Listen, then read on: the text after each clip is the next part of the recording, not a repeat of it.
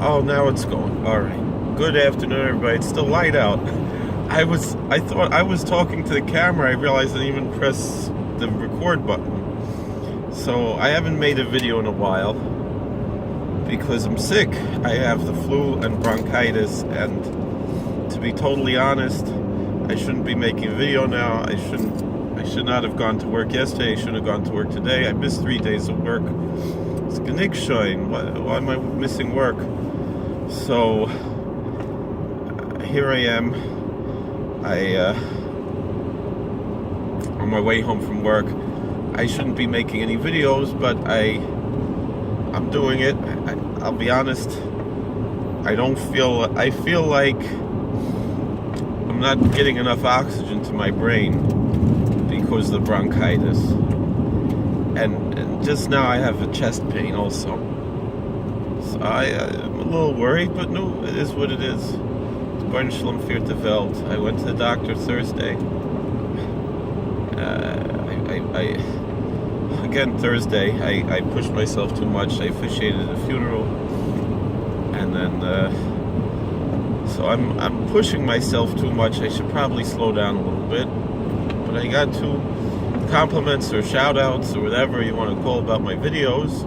One was on Facebook and one was in person. I would say I was in Monroe, but it's not Monroe anymore. It's Palm Tree. I was in Kiryas Yoel,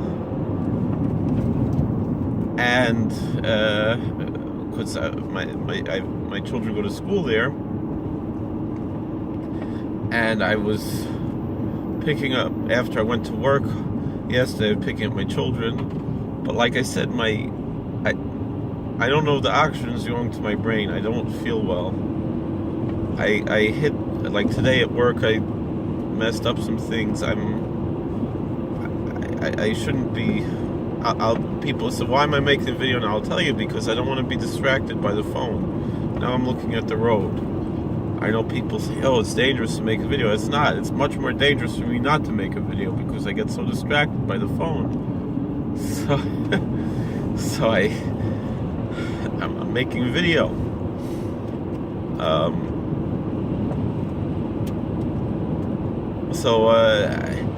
Like I said, my brain isn't working so well. And there was a car that I went to go shopping at the new Refresh grocery store, supermarket in Kiryas Yoel, which is very nice. The prices are really good. Yesterday I got a case of seltzer, $5.99, 12 bottles of seltzer, 50 cents each. That's a good price. So I'm trying to park, and I mean, it's my fault, but the guy who was parked a little bit into the next parking spot, but I still take full responsibility. But he was very nice to me, and I appreciate that. And because I should have noticed he was parked a little bit in. It wasn't nighttime. But like I said, I shouldn't have been driving. Yes, I shouldn't be driving now. Here it's a little bit safer because there's no cars on the road. You know, it's in the country. But anyway, he mentioned he saw my YouTube videos. You're watching now. Thank you for watching.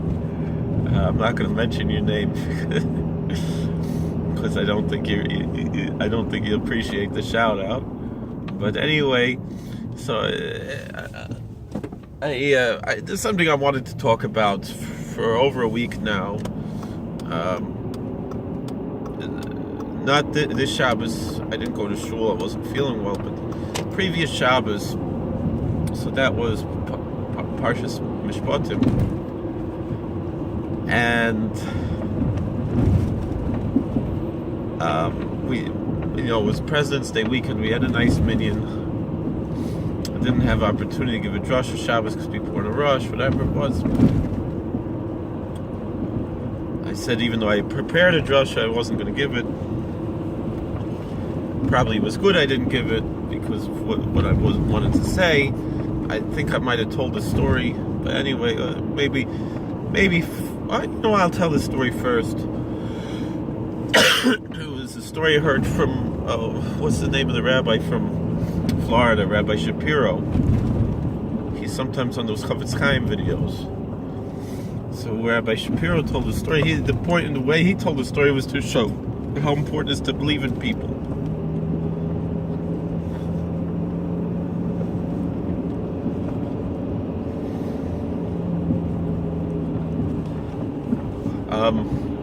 But I want to teach a little different also. How the Berner Shalom führt the Welt. Ayid, he has a shaykhs to tzaddik, even not with the right kavanas, even with negative kavanas, but in the schus of having connection to tzaddikim, the Berner Shalom will guide the person in the way he's supposed to go, in the proper path. And what a blessing it is to have shaykhs to tzaddikim. It's like the story which I've told many times here on YouTube, Shaila Karastir, that the two Yidden came to Tish and wanted to make the Shrayim from Shaila, and after that he couldn't eat treif anymore. You could look that story up. The story from Rabbi Moshe Feinstein. I mean, I shouldn't have to say who it is. When you say Rabbi Moshe, it's Rabbi Moshe, right? It's a story from Rabbi Moshe, incredible story. The Rabbi Shapiro tells. There was a group of boys, this is talking 40, 45 years ago, a group of boys playing prank phone calls. When I was a kid, we used to do that.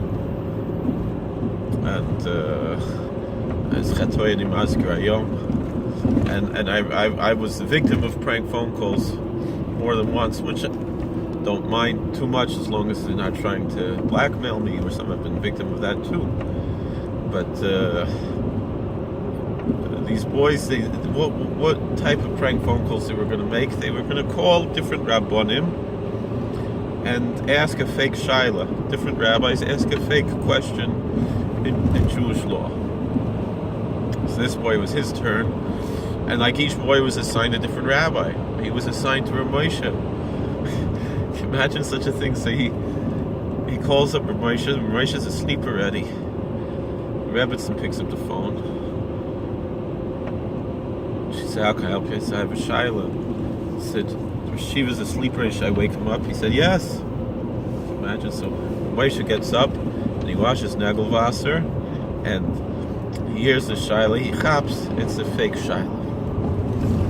So he said, "Bacher, tell me, what yeshiva you learning?" He didn't want to tell him. He said, "No, I don't want to get you in trouble. Tell me what school you go to." He told him. He said, "Oh, good. What masechta are you learning? Which tractate of the Talmud are you learning?" He told him.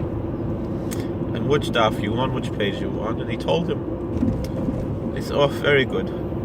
I have a kasha there on Tosfos." He told him the kasha. Reading on the commentary that's printed on the page.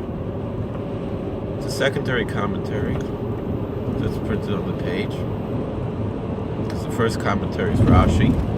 The second commentary is Tosfos, which were his grandchildren mostly, and they're contemporaries. And so he says he has a question how to explain Tosfos there. So he said, "You chap, what I'm saying, you chap this kasha. Do you understand the kasha?" He said, "No." The boy said, "In fact, I even know what page we're on. It's a miracle. What are you talking about?" See what Rav Moshe did? 11 o'clock at night. He starts going through the Gemara there. He said to the boy, "Take out your Gemara." Rav Moshe didn't need to take it out. He knew it. Without looking at it, right? And he explained to him, Shak Tiger the Gemara, and then he explained to him Rashi and the Tosfos, and then his Kash and the Tosfos. He's still in Chab. 2-3 times he went through. Took an hour explaining it, and then he the boy said, "Wow, it's a murder kasha. That's an incredible question." Rav Moshe said, "This is what I want you to do. You go to yeshiva tomorrow. You go to school tomorrow, because that's the biggest thing for people who don't have yeshiva background. You should understand the biggest thing is to have a question." A good question on a passage of the Talmud or a commentary or something that's a big accomplishment in the yeshiva. That's how we learn, by asking questions. You answer a question with a question, right? It's a big deal, and that's called the Socratic method of study, right? Asking questions, reflecting, arguing. So the boy, he comes. When his Rebbe gets up to the Tosfos, the boy raises his hand. The teacher, the Rebbe, he's like, "What should I even call on him? He's going to make fun. What's he going to do? He's a class clown." He asked the kasha. The Rebbe heard this. He said, "Where'd you get that from?"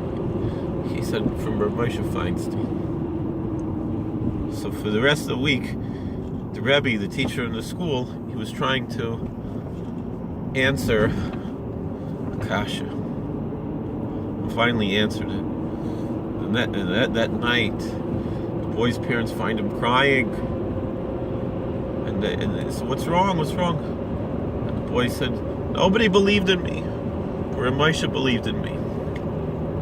I'm going to turn my life around. When I go to yeshiva tomorrow, I'm going to pay attention. I'm going to be serious in learning." And now this boy is a Maggid Shir. He's a rabbi who teaches in a yeshiva. And apparently someone well known, but we, not saying who he is. I don't know who he is. Maybe someone watching knows who he is. Maybe the person's watching it for advice. But the taich I have on that is, like I said, you have shaykhs to tzaddikim. The B'nai Shalom guides us even in a way that we don't intend to go. Meaning we have an intention to do an aveira. We have an intention to do a sin, to do something rude, nasty, horrible thing to do, and God guides us in the proper path, like because the Lord is our shepherd. He guides us through the gentle, lush pastures, and by the still waters He restoreth our soul.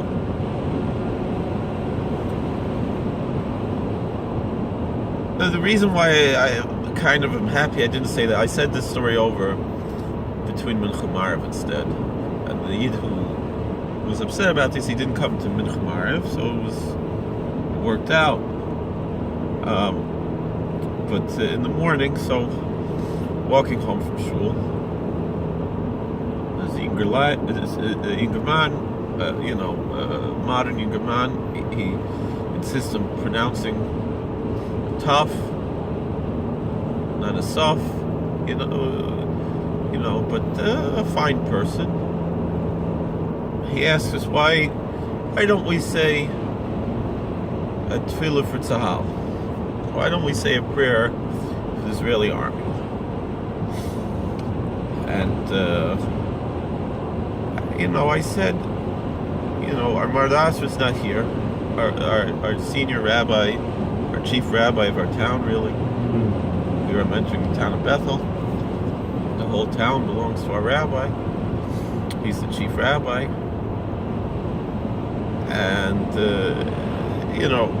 we have to follow what he says. So first thing, the guy says, well, the rabbi's not here, we could do what we want. I said, no, it doesn't work that way. But, I explained to the man's father-in-law who we're friendly with, I said, here we have our Balkori in the summer is a Saper Chassid.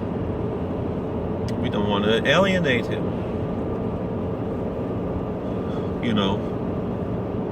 So I didn't want to say I'm also a shtikla Saper Chassid, even though I wear a hoiche hid, but my children attend Saper yeshivas. My family in the Heim came from Satmar. Two of my Zaydas were Abonim and Krula. I would call myself Krula Rav, but there's too many Krula Ravs and Krula Ravas already. 3 or 4 that I can think of. That's why I picked Koblenz, because nobody else. That's what I learned from the Shidlovtzer Rebbe, from Herschel Kornreich. From Revolf Kornreich, Zolgazunzain. Herschel's his father. I learned from Revolf Kornreich, his Shver was Biala Rebbe, and Biala Chassidim wanted him to be Rebbe. Some of the old Chassidim, the Choshver Chassidim, wanted him to be Rebbe, and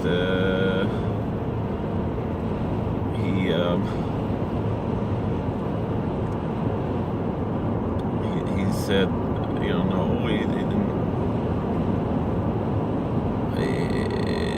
He didn't want to call himself Biala Rebbe because there are already a few Biala Rebbes, and by that time there were a few more Biala Rebbes, and now there's even a few more. So the first Biala Rebbe, his father was Rebbe Shidlovtzer, was the Einikel from Yiddish Kodesh, so he calls himself Shidlovtzer Rebbe. There's no other Shidlovtzer Rebbe, right? He's making a shidduch, he's making chassan now for an Einik, can't believe it. How time flies. And with the Einikel from Pittsburgher Rebbe, so I said Zor Sameach, it's Nor Sameach shidduch, because I had one friend in Nor Sameach was a Shidlovtzer Chassid, and a few friends in Nor Sameach Pittsburgher Chassidim. So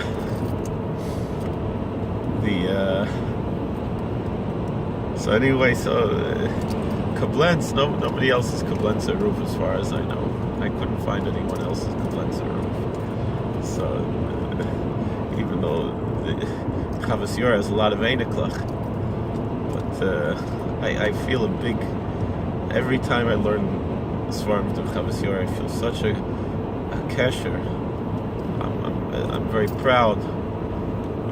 It's similar, like I mentioned, Shidlovtzer Rebbe. When I learn about the Shidlovtzer Rebbe, I see the connections that they have. Even though this Shidlovtzer Rebbe, he's not an Einikel from Shidlovtzer Rebbe, his wife is. But I see, who they come from the same Shurish Neshama, and with all due respect and with not enough humility, you could say the same thing with the Chavas Yor. When I learn the Chavas Yor, I feel like I found what I've been looking for my whole life. Especially now, they just reprinted the Makor Chaim, which had been, it was never published until the 80s. It was in manuscript until the 80s. And then it was published at one time by Mechon Yerushalayim, and now this year they just republished it. So if you see it, it's worthwhile. Such a beautiful sefer. Perish on Shulchan Aruch and Orach Chaim. It's incomplete, but what's there? Oh wow! To say the Chavas Yor, incredible. What I was, it blew me away. He said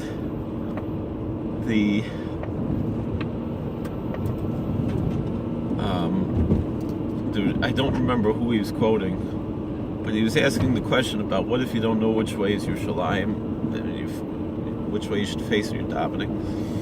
So I think the Shulchan Aruch says that in your heart you should face Yerushalayim, and then he quotes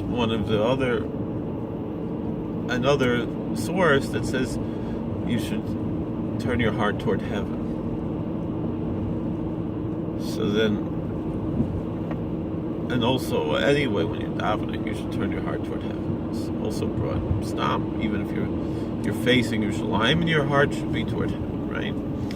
So, but the thing is how do you have both of them? Where do you turn your heart if you don't know which way to face physically? So where do you turn your heart? You turn your heart toward Yerushalayim, or you turn your heart toward heaven? And the answer is Yerushalayim Shel Ma'ala, the heavenly Jerusalem.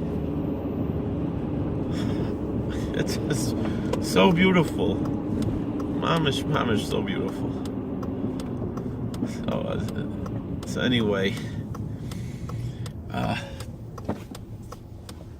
so I don't mind to take a name from Germany. It sounds like a Chassidish shtetl, It starts with a kuf, ends with a tzaddik, like it's like Koznitz or Karetz or something, Koblenz. It's a nice name. told Biala Rebbe from Bnei Brak, because he said, yeah, it's a nice name. So anyway, I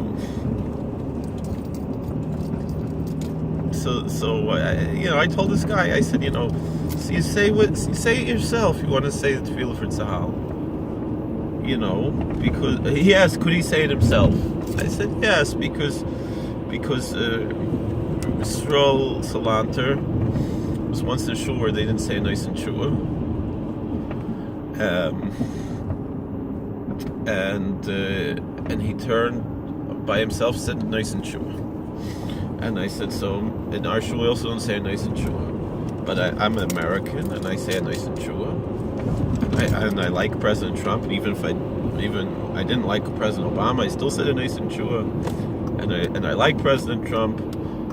I wasn't so happy with him to begin with, but he's a pleasant surprise,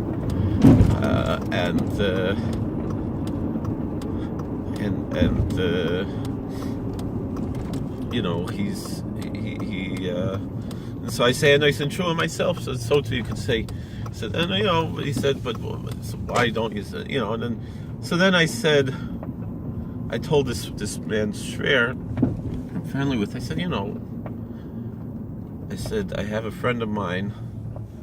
He was a conservative rabbi. Well, not a conservative rabbi, Orthodox rabbi in a conservative shul. He's retired now. That's not my wife, is it? No. So, but at the time, actually, he was a rabbi in an Orthodox shul, I think. He had no parnasa, though. He was in Monsey, and he was hired to be a rabbi of a shul, and they didn't pay him enough and something. And so he's trying to ask for tzedakah. He goes to Rabbi Tendler. Rabbi Tendler says, maybe we could give you a small bottle of grape juice and one challah every Shabbos. Meanwhile, without anybody asking, the Satmar, they start giving him food. So one morning, they leave it there, in the middle of the night, the Satmar.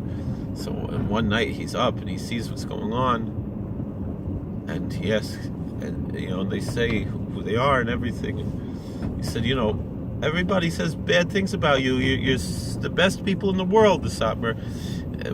Why don't you tell people what you're doing? They said, because we don't care. It would improve your PR. They said, we don't care about PR. We care about doing mitzvahs.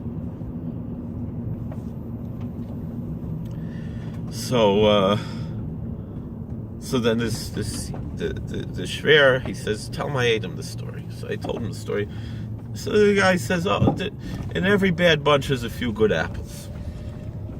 So I said, excuse me, no bigger balei tzedakah, and sof kol sof, the whole reason why they're fighting against Zionism is because of pikuach nefesh. And so this guy got very upset. And so then, I bring all my apologetics because I agree with Satmar. I mean, I'm trying to be nice to the guy. I'm trying to be a mensch, trying to be makar of him. But I see it's not doing. In the end, I said, you know what? They left their house. I turned. I said, I want to tell you something.